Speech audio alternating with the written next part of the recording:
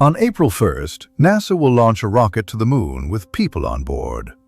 This will be the first time humans leave low Earth orbit and visit the moon in more than 50 years, as well as the first time a woman will be part of the crew. The crew will spend 10 days on board and will fly around the far side of the moon, becoming the first people in this century to see our planet from deep space. This mission will lay the foundation for NASA's plan to put humans back on the lunar surface. But this time, the goal is to establish a base where people will be able to stay. The Artemis missions mark a turning point in the future of humanity. Once a lunar base is built and permanently inhabited by astronauts, humanity will no longer be limited to our pale blue planet. We will become a species that lives on more than one world, and the moon will turn into our launch pad for exploring space. In this video, I will explain what lies ahead and how the Artemis II mission is expected to unfold. So give the video a thumbs up, subscribe to the channel, and let's get started. Over the past few years, NASA encountered technical problems while fueling the rocket and testing key systems, which forced delays to the launch of Artemis II. Now the earliest planned launch is expected to take place in April. Since 1972, humanity has not set foot on the moon, and we have to admit, this is an enormous challenge. So let's take a closer look at the rocket, the spacecraft, the crew, the incredible scientific experiments on board, and finally answer the question, why are we returning now, after so many years? This is NASA's Space Launch System rocket, or SLS for short. It is the largest and most powerful rocket ever built to carry humans. It stands nearly 330 feet tall, taller than the Statue of Liberty. When fully fueled, it carries about 700,000 gallons of cryogenic propellant, more than the volume of an Olympic-size swimming pool. At launch, this incredible rocket can produce about 15% more thrust than the Saturn V rocket from the Apollo program, which first sent humans to the moon. As you may have noticed, it doesn't look like most rockets you've seen before. In fact, it resembles the space shuttle more closely. The orange central section is the main fuel tank. It contains most of the propellant, and beneath it are 4 RS-25 engines. On the sides are the 2 solid rocket boosters, which provide the initial thrust needed for the rocket to leave the launch pad.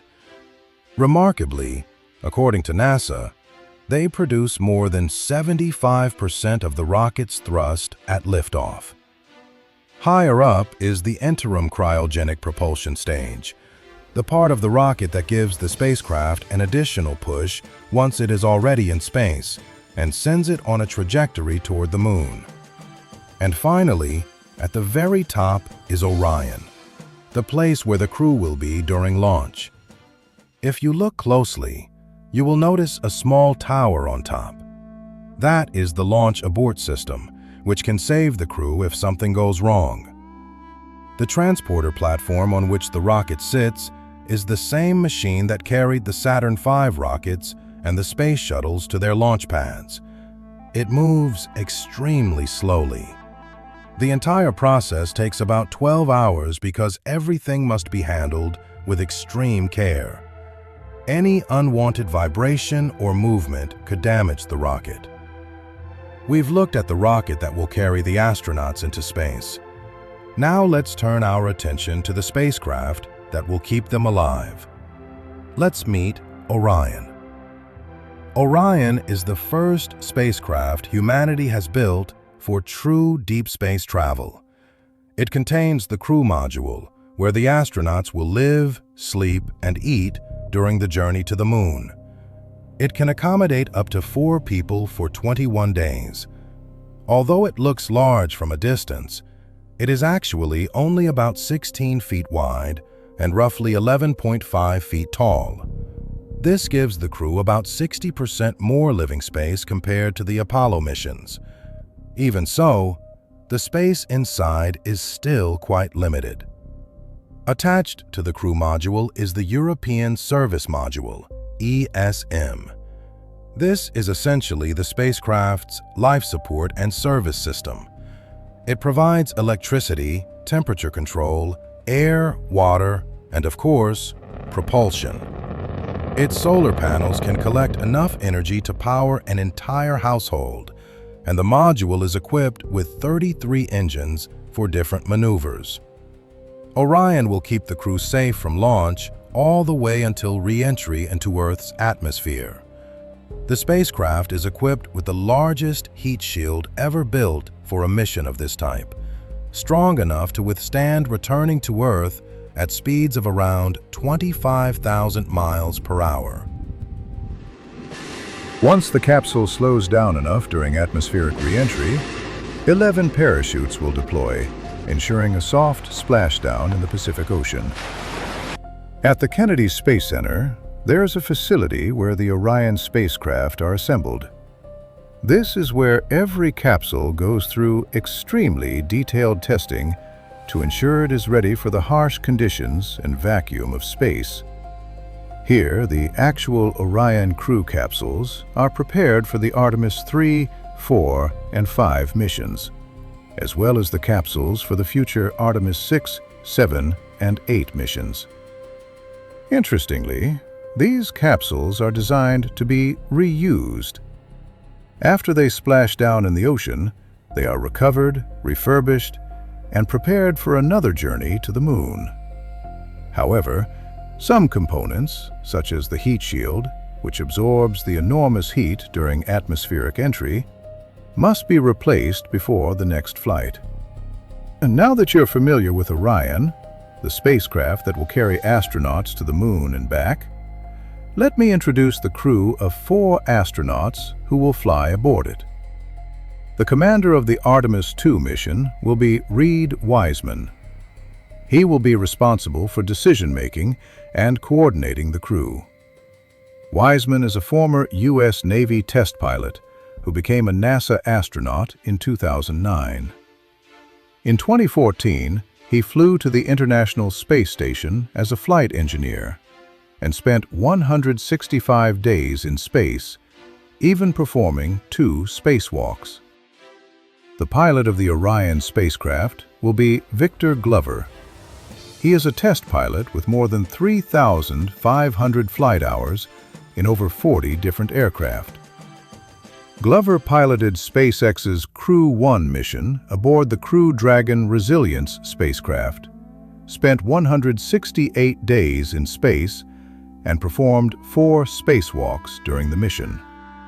He holds several master's degrees and will be the first person of African descent to take part in a mission to the Moon. Christina Cook is one of the mission specialists for Artemis 2.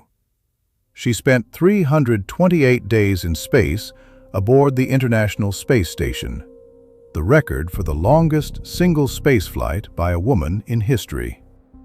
She has performed 6 spacewalks, including the first all-female spacewalk.